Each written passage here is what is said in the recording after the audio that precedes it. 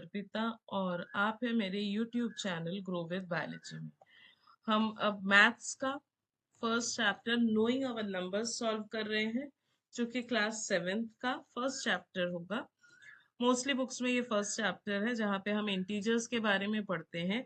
तो हम इंटीजर्स में multiplication property, addition property, division and multiplication ये सब हम सीख चुके हैं। अब हम जो पढ़ने वाले हैं वो है कुछ वर्ड प्रॉब्लम सॉल्व करने जा रहे हैं। कुछ वर्ड प्रॉब्लम्स एक बुक का मैंने लिया है स्क्रीनशॉट से, कुछ क्वेश्चंस है बुक के, इसको हम सॉल्व कर लेते हैं। जो फर्स्ट क्वेश्चंस दिया है उसमें मल्टीपल चॉइस में दिया है an object is 36 metre above the sea level and another object is 36 meter below the sea level. The difference between the levels of the two object is, तो आपको निकालना है डिफरेंस। एक दिया है 36 metre above, above sea level मतलब ये आएगा पॉजिटिव में, और आपको निकालना डिफरेंस है तो माइनस आ गया।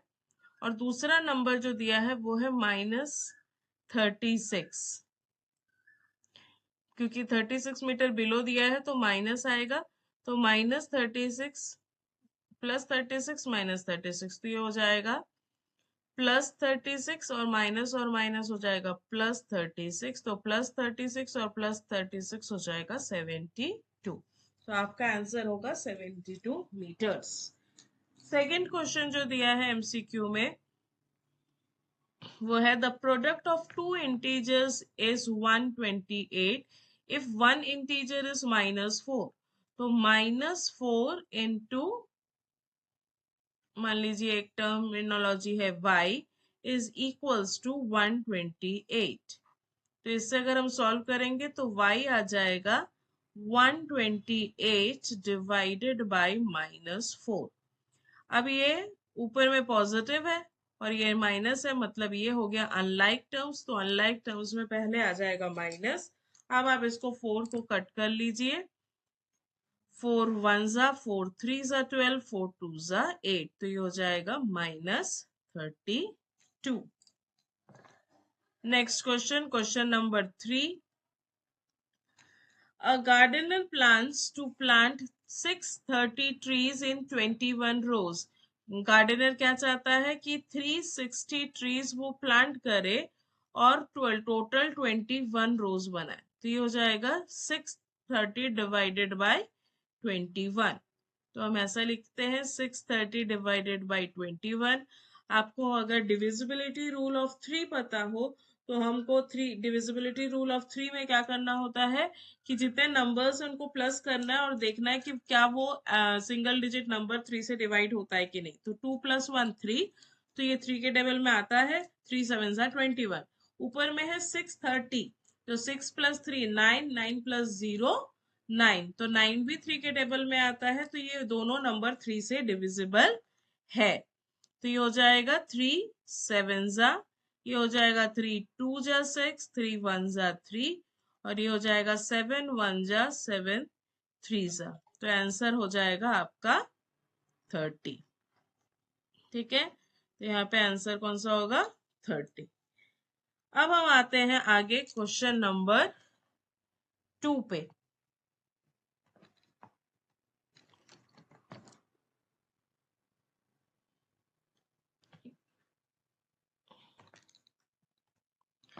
क्वेश्चन नंबर 2 पे चलते हैं। क्वेश्चन नंबर 2 में चलिए सॉल्व करते हैं। क्वेश्चन नंबर 2 बोला है अ 5 stories building has 2 floors in basement and 3 floors above the ground. Total height of the building from basement is 30 meter and each floor is of same height. One person is standing on the lowest basement and another is standing at the roof of the top floor.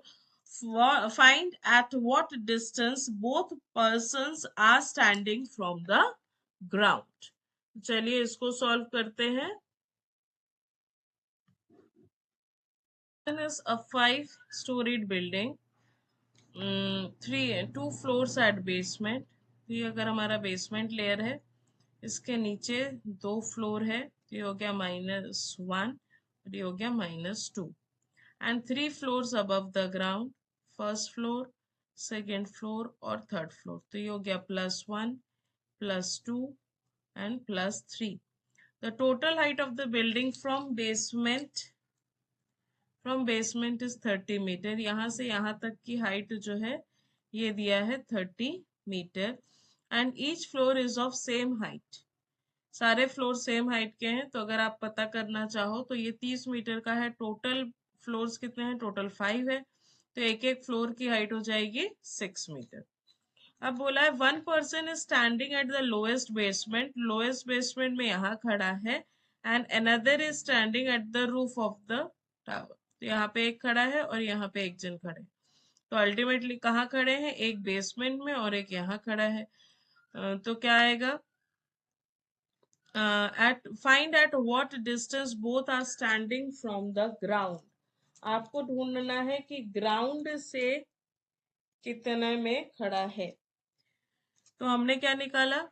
कि हमने निकाला कि हर एक floor का जो height है वो 6 है, 6 मीटर।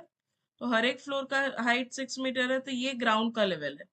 इस ग्राउंड के लेवल से एक इंसान ऊपर खड़ा है। तो इसका कितना है? 3। तो 6 × 3 अबव ग्राउंड। तो ये आ जाएगा 18 मीटर अबव ग्राउंड। अगर बेसमेंट में देखें तो यहाँ पे कितना है? 2। तो बेसमेंट में हो जाएगा 6 × 2। तो ये हो जाएगा 12 metre below ground. Hope so कि आपको समझ में आया होगा। फिर से मैं बता देती हूँ, ये बेसमेंट है। बेसमेंट से ऊपर में है 3 फ्लोर। तो और हर एक फ्लोर की हाइट हमने पहले निकाल ली कि 6 मीटर है। तो 6 × 3। और जो बेसमेंट के नीचे है, बेसमेंट में जो है ग्राउंड फ्लोर के नीचे, उसमें 2 फ्लोर है। तो वो आ जाएगा 6 × 2। तो 12 मीटर। अब बढ़ते हैं क्वेश्चन 3 के तरफ। Question number 3। क्वेश्चन नंबर 3 में दिया है a 6-storied building has 36 meter height. A monkey can climb 3 meters in one jump. Find how many jumps would the monkey reach at the top of the building। अब फिर से बोला है कि जो हाइट ऑफ द बिल्डिंग है वो है 36 मीटर्स। 36 मीटर है पूरी height. A monkey can climb up to 3 meter in one jump। एक जंप में वो क्लाइंब करता है 3 मीटर।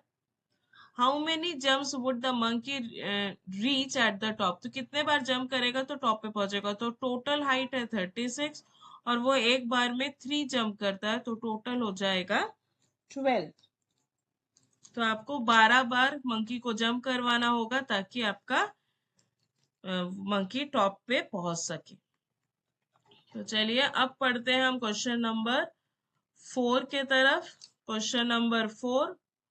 क्वेश्चन नंबर 4 में दिया है the height of a particular tree is increasing at a rate of 10 centimetre per month. जो पेड़ की हाइट है वो पर मंथ, हर मंथ में इंक्रीज हो रहा है by 10 centimetre. What would be the height of the tree in 5 years। तो 1 मंथ में 10 सेंटीमीटर है। तो 1 ईयर में कितना मंथ होता है? 12 मंथ्स। 12 मंथ्स। तो 5 ईयर में कितना मंथ होगा? 12 × 5 60 मंथ्स। अब हमको क्या दिया है? 1 मंथ में इंक्रीज होगा 10 सेंटीमीटर। 10 centimetre per month. ठीक है।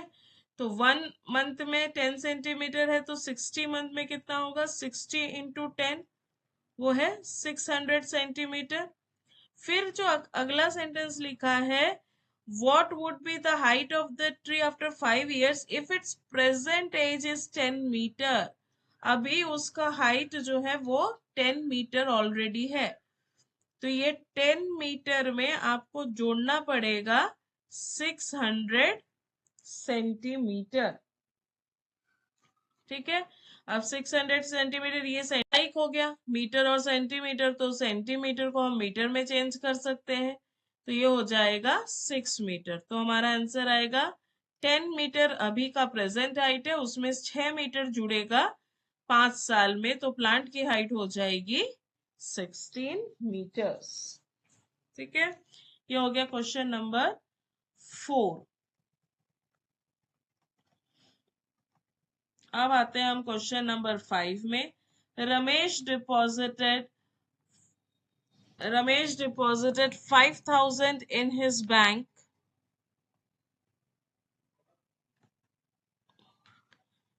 Ramesh deposited 5,000 in his bank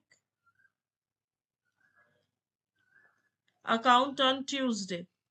तो ट्यूसडे को उन्होंने डिपॉजिट किया 5,000 and withdrew ₹2,500 on Wednesday. Wednesday उन्होंने रिमूव किया 2,500. नेक्स्ट डे ऑन थर्सडे, फिर थर्सडे में उन्होंने क्या किया, डिपॉजिट किया 1,500. What was his balance on Thursday? तो थर्सडे को उसका बैलेंस कितना हुआ ये पूछ रहे हैं। तो ट्यूसडे को इतना डिपॉजिट किया, वेडनेसडे को इतना निकाला, तो +5,000 -2,500, तो ये आ जाएगा आपका 2,500। तो वेडनेसडे के एंड में उसके पास अमाउंट कितना रह गया, 2,500। अब थर्सडे को और उसने ऐड किया 1,500, तो इन दोनों को आप प्लस करेंगे तो आंसर आ जाएगा 4,000। तो थर्सडे के एंड में उनके पास अमाउंट रह जाएगा 4,000। चलिए नेक्स्ट क्वेश्चन करते हैं, question number 6। A person gained 1,000 in one transaction.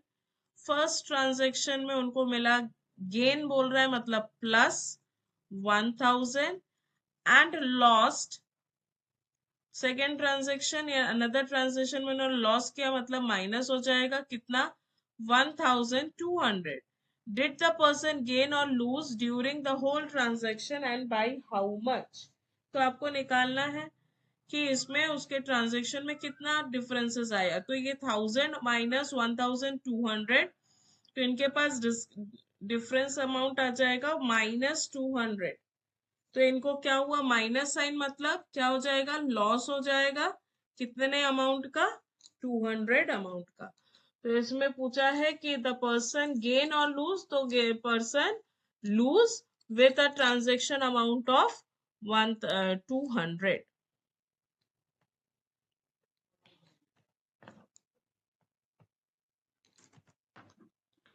चलिए होप सो कि इतना 6 क्वेश्चंस आपको समझ में आ गया होगा। अब हम आगे बढ़ते हैं क्वेश्चन नंबर 7 की तरफ।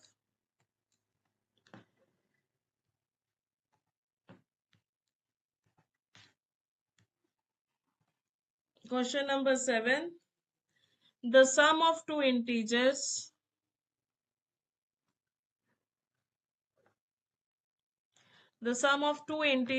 is -250. दो इंटीजर को प्लस करोगे तो आंसर आएगा -250, एंड वन इंटीजर इज 100। अगर एक इंटीजर 100 है, सपोज दूसरा इंटीजर हम y ले लेते हैं, तो y इक्वल्स टू -250 -100, तो आंसर आएगा -350। तो सेकेंड इंटीजर कितना होना चाहिए, -350। चलिए क्वेश्चन नंबर 8।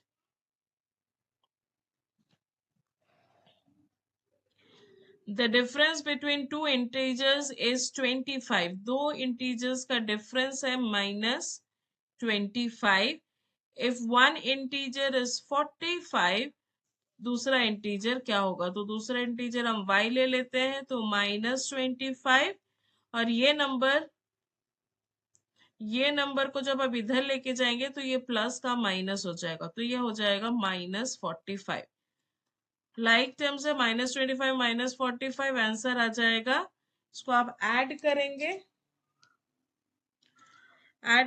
तो क्या आएगा, 70। तो ये हो जाएगा -70 माइनस वाई, तो माइनस और माइनस कट जाएगा तो y इक्वल्स टू 70। अब अगर इसको हम थोड़ा सा दूसरे तरह से इक्वेशन बनाए सेम क्वेश्चन का, y माइनस 45, हमने को बोला गया था कि दो इंटीजर को माइनस कर रहे हैं तो आंसर आएगा -25। तो इसमें हमने 45 से दूसरा इंटीजर माइनस किया, तो हम अगर इसको ऐसा ले लें कि दूसरे इंटीजर से हम 45 माइनस करते हैं तो ये आ जाएगा -25। ये -45 जब इधर से इधर जाएगा तो ये हो जाएगा +45। तो प्लस और माइनस आपको करना है माइनस, तो आंसर आ जाएगा 20। तो दो आंसर आ सकता है, एक हो सकता है y इक्वल्स टू 20 और एक आ सकता है y इक्वल्स टू 70। तो ये दोनों पॉसिबिलिटीज है अगर एक इंटीजर -25 है और दूसरा इंटीजर 45 है तो। चलिए अब आगे वाला क्वेश्चन सॉल्व करते हैं। नेक्स्ट क्वेश्चन है the product of two negative integers is 400। Product बोला है मतलब अब यहाँ पे लगेगा मल्टीप्लिकेशन रूल। तो हम ले रहे हैं product of two negative integers. तो प्रोडक्ट ऑफ टू इंटीजर्स, दो इंटीजर्स का प्रोडक्ट होगा, आंसर आएगा 400। एक इंटीजर -10 है तो दूसरा इंटीजर क्या होगा, तो y equals to 400 divided by -10। तो ये 0 0 कट जाएगा तो आंसर हो जाएगा आपका -40। नेक्स्ट जो क्वेश्चन है, an AC cools the room at a rate of 5 degree per hour. 1 hour में ये 5 डिग्री कम कर रहा है। What would be the final temperature of the room after 6 hours? तो 1 आवर में 5 डिग्री कर रहा है तो 6 आवर्स में क्या करेगा, 5 इंटू 6 30 डिग्रीज कम कर देगा। अब इनिशियल रूम टेम्परेचर, स्टार्टिंग में जो रूम टेम्परेचर है वो है 40 डिग्रीज। यहाँ पे रूम टेम्परेचर दिया है 40 डिग्रीज, तो 40 डिग्री से कितना कम करेगा, 30 डिग्री कम करेगा। तो अभी 6 घंटे के बाद रूम टेम्परेचर हो जाएगा 10 डिग्री सेल्सियस। ठीक है, ये हो गया आपका रूम टेम्परेचर वाला क्वेश्चन। अब हम चलते हैं थोड़े से हायर लेवल पे। Tania entered the lift in 20th floor. Tania entered the lift in the 20th floor. अब तानिया ने जो लिफ्ट एंटर किया उसमें स्टार्टिंग में था 20th फ्लोर में, उसने लिफ्ट में एंटर किया। Got out of the lift in 7th floor, वो नीचे आई कहाँ तक, 7th फ्लोर तक नीचे आई। How many floors did she travel downwards, कितने फ्लोर वो गई, तो स्टार्ट किया था उन्होंने 20 पे और इसमें से 7 माइनस हो गया तो आंसर आ जाएगा 13 फ्लोर्स उन्होंने ट्रेवल किया। Next question 2, the temperature inside a freezer is -10 degree Celsius. Freezer के अंदर अभी टेम्परेचर है -10। To defrost it, the temperature was allowed to rise by 14 degree Celsius. Temperature को बढ़ाते गए कहाँ तक, जब तक वो उसमें बढ़ के वो 14 डिग्रीज नहीं हो गया। What will be the temperature rise after this rise, 14 degree उसमें बढ़ाना पड़ेगा जब तक वो 14 नहीं हो जाता। तो 14 कहाँ तक पहुंचाना है, इसको 14 तक पहुंचाना है। तो ये कहाँ से है, -10 से इसको 14 तक पहुंचाना है। तो -10 से 14 तक पहुंचाना है, मतलब 14 माइनस -10, तो 14 + 10, तो आंसर आ जाएगा 24 degree Celsius. What will be the sign of the resultant integer? Integer का साइन पूछा है। If we multiply 5 negative integers and 2 positive, 5 negative integers है, मतलब minus into minus into minus into minus into minus into plus sign वाले 2 है। तो क्योंकि 5 negative sign से और 5 जो है वो ऑड इंटीजर है, तो हमारे पास आंसर जो आएगा वो आएगा माइनस में। हमने उस दिन पढ़ा था मल्टीप्लिकेशन में कि अगर नंबर ऑफ टाइम्स ऑड है तो इंटीजर का साइन माइनस आएगा, और अगर नंबर ऑफ टाइम्स इवन है तो इंटीजर का साइन प्लस आता है। तो इसमें आंसर आ जाएगा what will be the sign, it will be a negative integer. तो यहाँ पे हम चैप्टर 1 कंप्लीट करते हैं जो हमारा नोइंग ऑफ नंबर्स है। इसके बाद जो हम चैप्टर पढ़ेंगे that is fraction and rational numbers. तो फ्रैक्शन रैशनल नंबर्स को हम नेक्स्ट क्लास में पढ़ेंगे। आप इतने क्वेश्चंस को सॉल्व कर लीजिए, प्रैक्टिस कर लीजिए, अगर कोई डाउट है तो कमेंट सेक्शन में पूछ सकते हैं। Thank you, happy study.